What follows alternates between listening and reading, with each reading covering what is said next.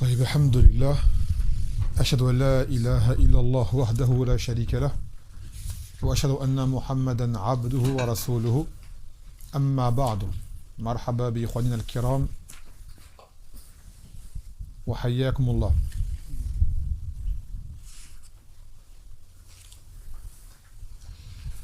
طيب السؤال عندك يا سليمان. La salat elle est finie. D'accord? Et ton masjid t'as fait la salat. La salat elle est finie. Il y a tu avais prévu ce temps pour lire du Coran. Tu dis j'ai le temps, alhamdoulilah. Voilà. Et à ce moment-là, il y a une janaza. Qu'est-ce que tu fais? Tu suis la janaza. Pourquoi? Le Coran, c'est le meilleur des zikrs, on a dit.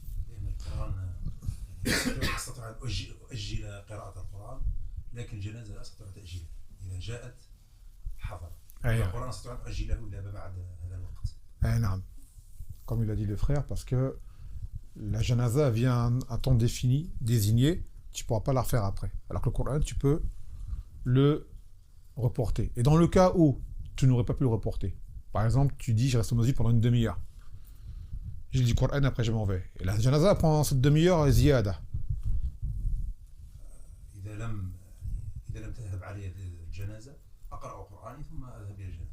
Là, ma femme. C'est la même chose, sauf que là, le Coran, tu avais décidé de le faire après la salat. Pendant une demi-heure, tu restes au masjid pour lire du Coran. Après, tu as des macharil, tu es occupé. Et la janaza à ce moment-là. C'est-à-dire, même le Coran, tu ne pourras pas lire après. Comment tu fais? Qu'est-ce que tu choisis? Pourquoi?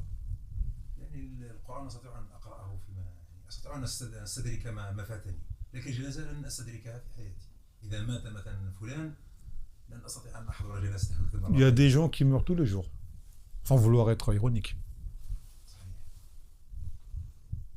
T'as raison, je suis juste de savoir c'est quoi la cause. Pourquoi tu prévaux la janaza à lire le Coran? Aïe, l'enao anfa. Il y a des bugs là dans le réseau. C'est bon. Oui, parce que lire le Coran, c'est une chose qui ne te profite que à toi. Suivre la janaza, ça peut profiter également aux morts. D'accord, désolé, il y a des coupures. On essaie d'y remédier. Si ça se reproduit, Inch'Allah, as-sadad wa tawfiq. Donc, Arsenta, car c'est anfa pour toi de suivre la janaza, pour toi et pour le mayyit, que de lire du Coran. Donc, qui. Indek. Donc, c'était quoi en fait la règle qu'on a prise hier?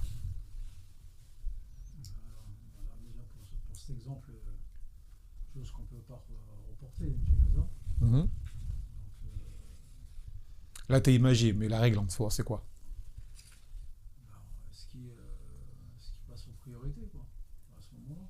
Oui. Priorité. Bon, voilà, vous avez dit juste après, si voilà, il y avait un temps, une demi-heure, mais après, il y a d'autres occupations.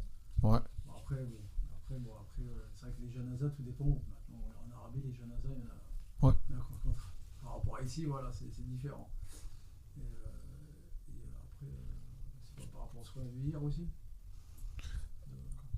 C'est la règle en fait qu'on a pris hier. Voilà. En fait là tu m'expliquais l'action, mais moi je voudrais la règle en fait, qui englobe cela. Si quelqu'un peut me la citer en gros, globalement. Quand on se rencontre plusieurs biens, on prend le meilleur. Ahsant.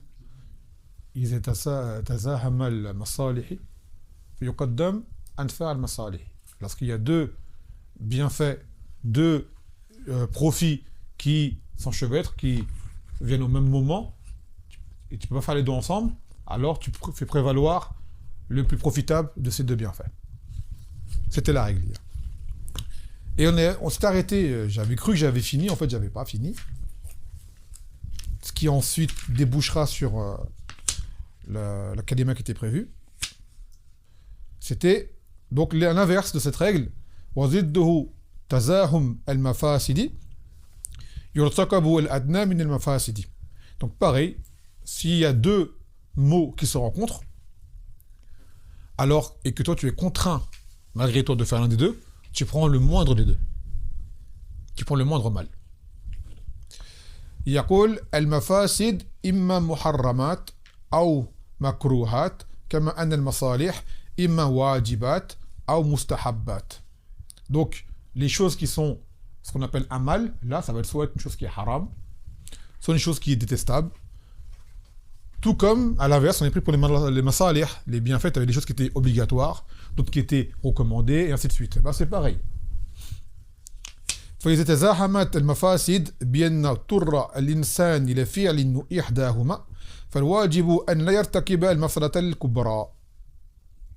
Donc si la personne se retrouve coincée à devoir commettre un mal malgré lui, du moins qu'il a plusieurs devant lui des mots, et qu'il n'a pas le choix pour arriver à quelque chose que passer par ces mots-là, alors il choisit le mal qui est le moindre mal. Il ne fait pas le mal qui est le plus grand, qui est majeur. بل يفعل الصغرى ارتكابا لأهون الشرين لدفع أعلاهما.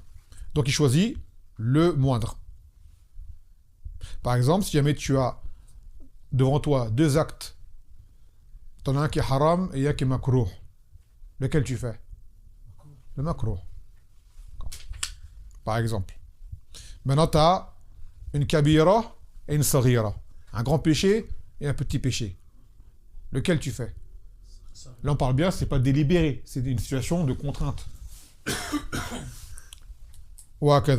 Un exemple. مثلا en France, pour les femmes, par exemple, selon l'avis authentique qui est de se couvrir le visage, on sait que se couvrir le visage, ça va amener à des conséquences avec les lois du pays. D'accord? Si elle se fait attraper, il peut y avoir des problèmes. Donc, on dit à ce moment-là que mettre même un niqab écarté ouvert, donc par exemple un masque, et ben ça va être moindre. Par exemple, la sœur, tu veux dire, au lieu de dire on m'a contraint à découvrir mon visage, et moi j'ai pas envie, je sais que c'est haram, on va dire bah ourti, mets un masque. Même si le masque couvre pas tout le visage, il y a une grande partie du visage qui apparaît, c'est mieux que avoir le visage totalement découvert.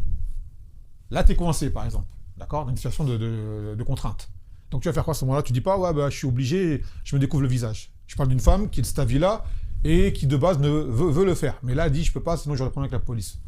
On dit bah non. À ce moment-là, si vraiment tu es convaincu de cet avis-là, tu sais que c'est ce qui est obligatoire, alors mets un masque. Un masque, comment ils appellent ça, le masque chirurgical, hein, je parle. Pas un masque de Mickey. Là. Donc, et ce masque-là, on sait qu'il couvre pas bien le visage, mais c'est mieux qu'avoir tout le visage découvert. Donc on dit à ce moment-là, tu fais quoi? Tu choisis le moindre mal. D'accord, en mettant ce masque-là, par exemple. Et souvent, cette règle-là, elle est utilisée à tort dans un truc qu'on répète souvent, par exemple, quand viennent les jours des élections. Tu vois, les gens, ils viennent avec cette règle-là. C'est le moindre de deux mots. Ils disent, mais si tu votes pas, qu'est-ce qui t'arrive? On va te mettre en prison? T'auras une amende? T'auras quelque chose? T'as rien. Il n'y a rien qui te le force. Donc t'as pas de moindre mal devant toi. Parce qu'à la base, t'es pas forcé de le faire. On te forcerait de le faire, d'accord. Un pays, genre, ils viennent, ils disent, oh, celui qui n'a pas voté, on le torture. On le met en prison. Je te l'accorde. Mais là, personne t'a forcé à y aller. Même ils te disent, c'est pas obligatoire. Donc, quel est le moindre mal? Parce qu'ils s'imaginent qu'avec les résultats des votes, il y aura un moindre mal. Ça, on en a déjà parlé plein de fois. Il n'y a pas le moindre mal, c'est pas vrai. Là, tu vas faire un péché sur toi qui va rien t'apporter. D'accord? Qui que soit que tu votes, tu n'auras pas de moindre mal. C'est pas vrai. Ça, c'est un conte de fées, comme on dit. Il n'y a pas de moindre mal. C'est mensonger. Juste des fois, tu as un mal qui vient avant un autre. Si un il gagne aux élections, peut-être qu'il fera son mal plus tôt, et l'autre, ça va venir peut-être plus tard. À la longue, tu vois. Et peut-être ça se trouve, celui qui viendra plus tôt, ça va être rapide et bref, et l'autre, ça va être plus tard et long. Tu vois. Al-Mohim. Pour pas rentrer dans cette masala une fois de plus. Donc, on a compris que cette histoire de moindre mal, cette règle, il ne faut pas non plus la prendre à tort, l'utiliser comme bon nous semble. Comme par exemple des gens qui nous disent vaut mieux que je prenne un crédit ribaoui, à usure, pour m'acheter une maison, que me retrouver à la rue avec mes enfants.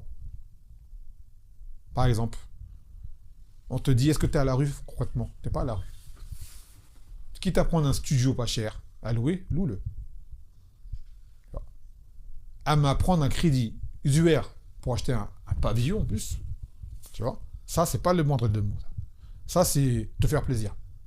Justifier ton envie. D'accord? Donc cette règle-là, il faut bien la comprendre et pas qu'on s'en serve à notre ce qu'on pense être notre avantage. C'est important. Parce que des gens, la règle, ils vont l'utiliser, elle est vraie, elle existe, mais ils vont la mettre hors contexte.